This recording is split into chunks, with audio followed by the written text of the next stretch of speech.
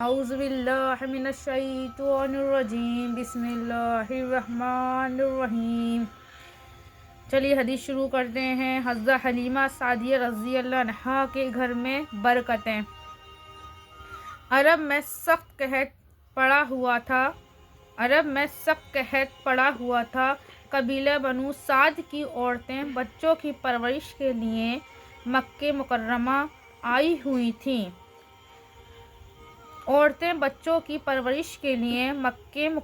میں آئی ہوئی تھیں۔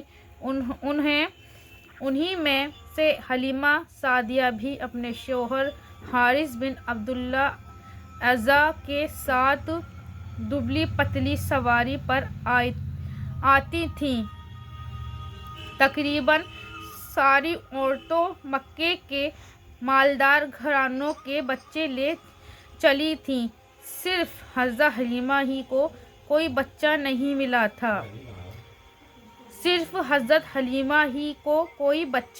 ملا تھا۔ ان کو معلوم ہوا کہ عبدالمطلب کا پوتا محمد بن عبداللہ ابھی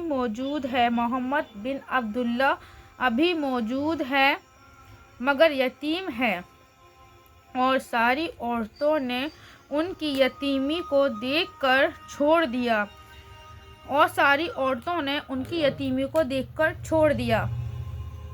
کہ جب ان کے والد ہی زندہ نہیں تو پھر پورا اجرت ملنے کی امید بھی نہیں ہے۔ حضرت حلیمہ حیران تھیں، خالی ہاتھ واپس ہونے کی ہمت نہیں تھی، اور ادھر ان کی یتیمی کا خیال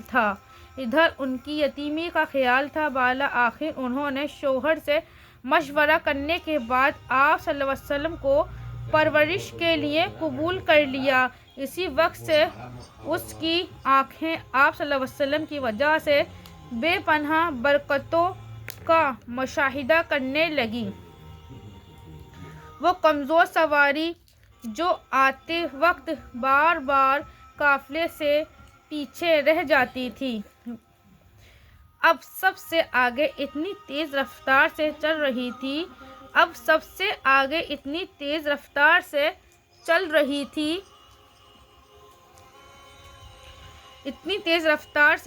چل رہی تھی کہ قافلے والوں کو کہنا پڑتا کہ حلیمہ ذرا آہستہ چلو، اور گھر پہنچ کر بھی برکتوں کا مشاہدہ ہونے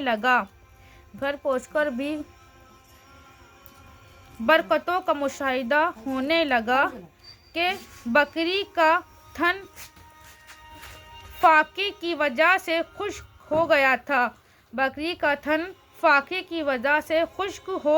تھا، وہ دودھ سے بھر گیا۔ سبحان اللہ۔ چنانچہ انہوں نے اور ان کے شوہر نے پیٹ بھر کر پیا۔ اس کے بعد حضرت حلیمہ روزانہ آپ صلی اللہ علیہ وسلم کی وجہ سے برکتوں کو دیکھتی رہتی تھیں۔ سخت قحط سالی کے اس دور میں بھی ان کے گھر میں اتنی خوشحالی تھی کہ قبیلے والے حیران تھے، اور ہر شخص اپنے چرواہے کو یہ تاکید کرتا کہ اس جنگل میں اپنے جانوروں کو بھی چرواؤ۔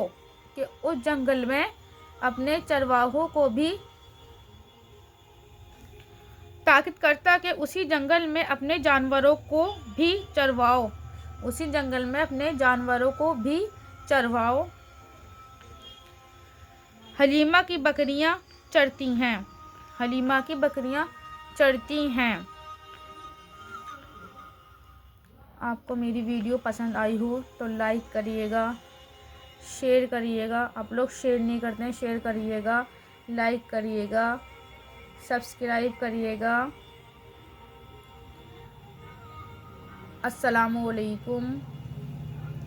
اللہ حافظ.